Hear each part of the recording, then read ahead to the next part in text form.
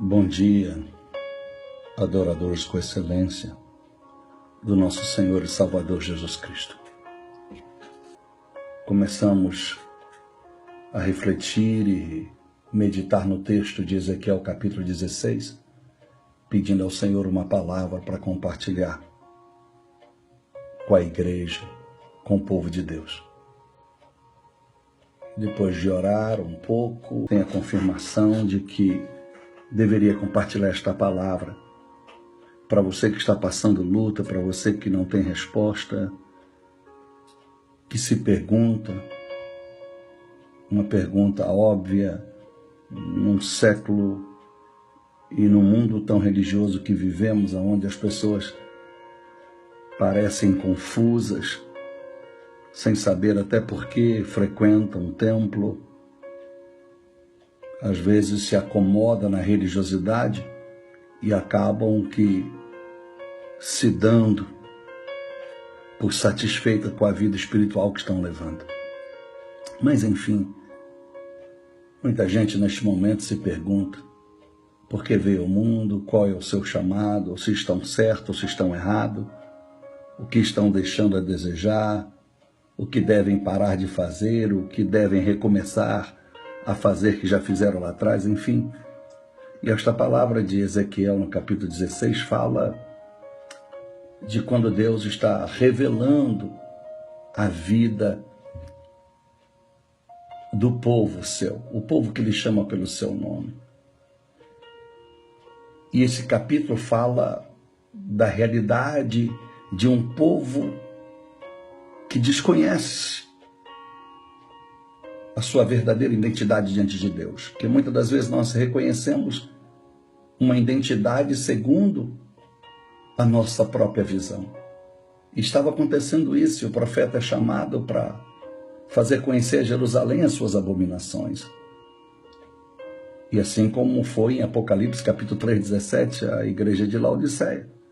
Aos olhos dela, ela estava rica, poderosa, não precisava de ajuda, mas aos olhos de Deus ela estava nu, como está de Ezequiel no capítulo 16. E a Bíblia diz que Deus sabia a origem do nascimento daquele povo. E sabia que quando nasceram não foram cortados do umbigo.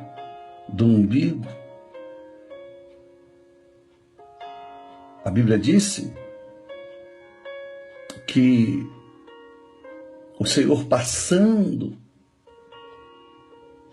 por aquelas vidas, ou no singular por aquela vida, viu que ela estava envolta no seu próprio sangue, como uma criança que nasce naquele momento do parto, envolvida ainda no sangue, suja do sangue. E é o que diz o verso de número 6, manchado no seu sangue. Mas o Senhor passou e disse: ainda que esteja no teu sangue, viva. A Bíblia disse que o Senhor engrandeceu aquela vida abandonada, aquela vida que ninguém havia compadecido dela, no verso 5. Aquela vida lançada no campo, por nojo da sua alma, no dia em que nasceu. Mas o Senhor teve misericórdia. E mesmo manchado no sangue, repito, o Senhor disse: viva. E o Senhor fez a multiplicar, engrandeceu, alcançou êxito. E houve um tempo que, após ter resgatado esta vida, a Bíblia disse que Deus permite que o tempo passe. E esse tempo passando, chegou um dia, no verso 8, que Deus percebe que era tempo de amores para essa vida. E Ele lança o teu manto sobre essa vida e cobre a sua nudez. Lava com água, enxuga do seu sangue e unge com óleo, separando essa vida, separando este povo. E ele se engrandece, se enriquece, verso 10 adiante. E no verso 15, depois de engrandecidos, depois de vitoriosos, depois de se tornarem alguém, o orgulho toma conta e confiam mais nas suas próprias formosuras do que em Deus. do que na graça de Deus que havia os levado a chegar onde estavam.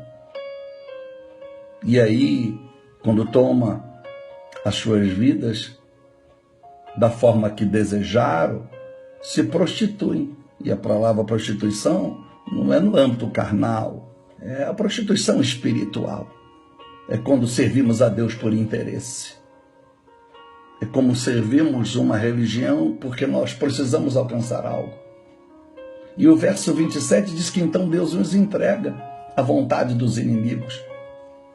E ao entregar a vontade dos seus inimigos, as coisas pioram assustadoramente e onde se encontravam no cativeiro.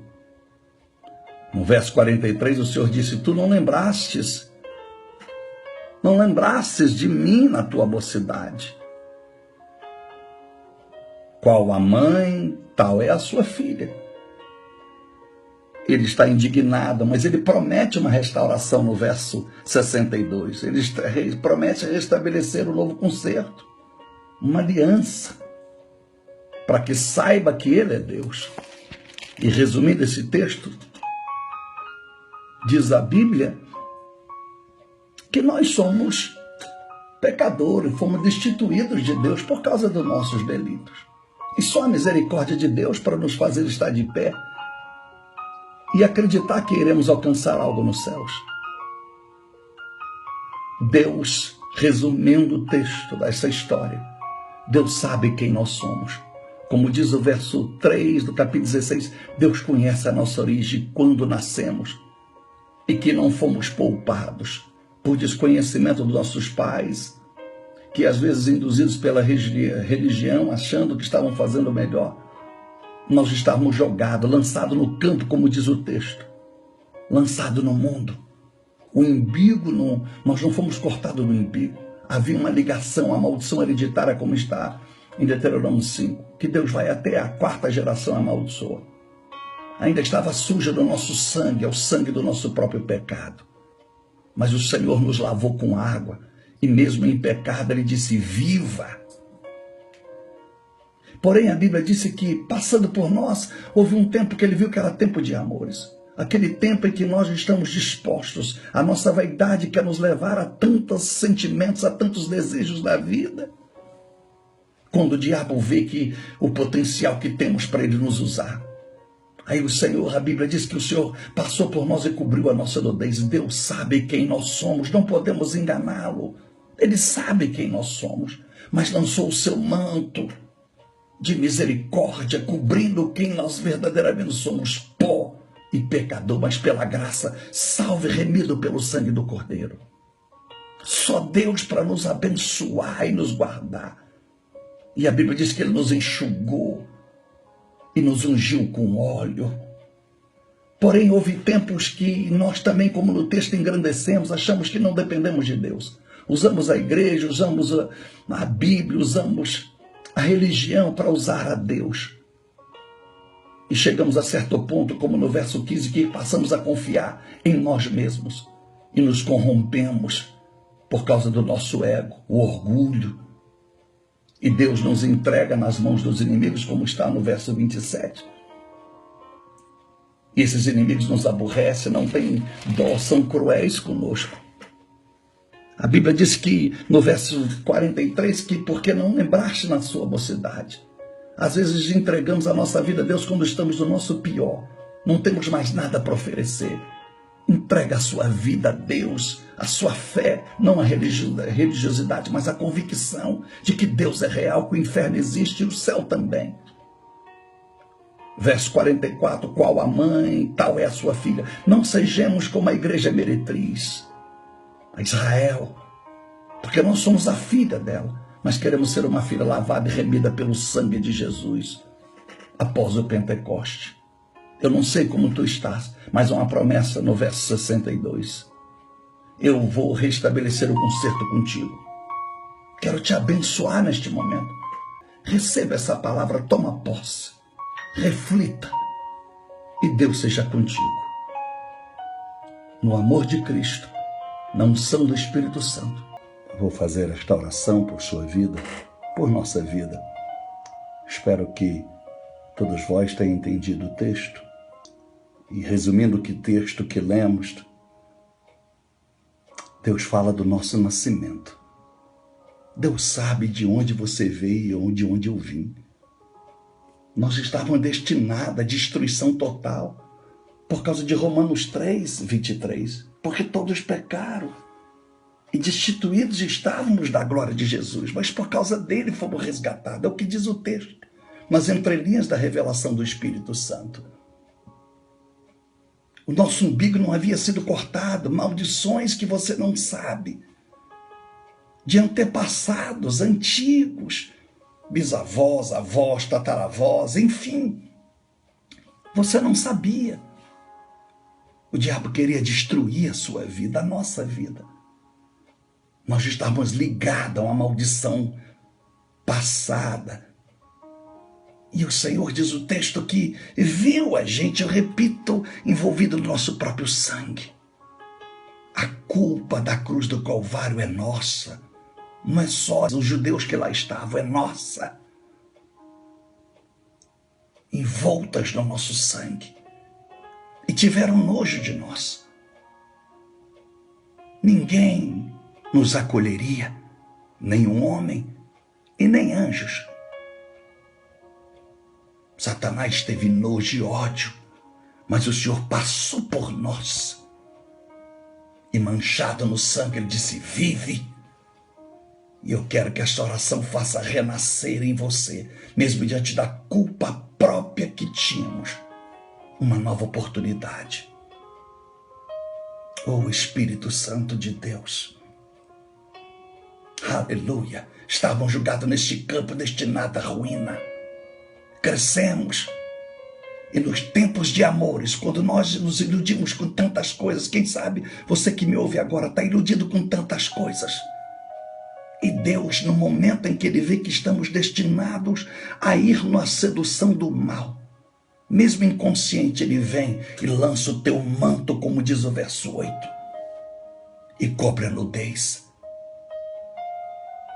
para que ninguém saiba verdadeiramente quem você é e eu somos. Deus nos lavou com seu sangue e cobriu com a misericórdia.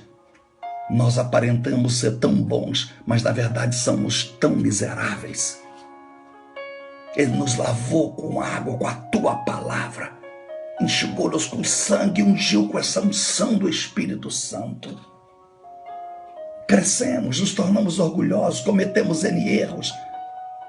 Se separa, casa, divorcia, relacionamentos imundos, negócios obscuros, mentiras, vaidade, hipocrisia. Porque passamos a confiar muito, como diz o texto no verso 15, a formosura no nosso eu. Nós achamos que estamos certos. É difícil reconhecermos o erro. O orgulho parece que domina a alma do ser humano. E sem a graça de Jesus, não vamos sair deste buraco. E o Senhor nos entrega a vontade do inimigo. A nossa luta hoje é o que está em Hebreus 10, 31. Horrenda coisa cair nas mãos de Deus. A nossa luta não é contra o diabo. É se reconciliar com Deus, para tudo voltar ao normal e ser bênção na nossa vida. É Ele que nos lança na mão do inimigo, nos lança no mal. Não pense que é coisa do acaso, não. Tudo há um propósito, Romanos 8, 28. E como ele disse, eu repito no verso 43, não lembramos dele no dia da nossa mocidade, queremos entregar a Deus no tempo quando nós estamos no fim, estamos no bagaço, não servimos para mais nada na igreja, não temos força para fazer missões. Quantas pessoas não têm força para mais nada, nem para louvar a Deus, nem para fazer uma visita? Lembra do Senhor, na mocidade representa, lembra do Senhor enquanto há força em ti. Porque não sejamos, como diz o verso 44, qual a mãe, tal é sua filha. Vamos nos arrepender de fato, porque no verso 62 ele promete restabelecer uma nova aliança, se houver arrependimento. Eu creio que esta palavra está alcançando a tua vida. E eu te abençoo, não apenas porque acho que sou pastor, mas como irmão em Cristo, do Senhor, da Senhora. Em o nome do Senhor Jesus, receba esta palavra e esta oração que farei pelo Espírito Santo, através dele por nossa vida. Senhor Deus e nosso Pai, agradeço por esse texto, esta palavra me dada, e refletido, orado, e na convicção e na certeza que eu devia compartilhar com esse povo que talvez eu nem conheça, porque estará na rede social.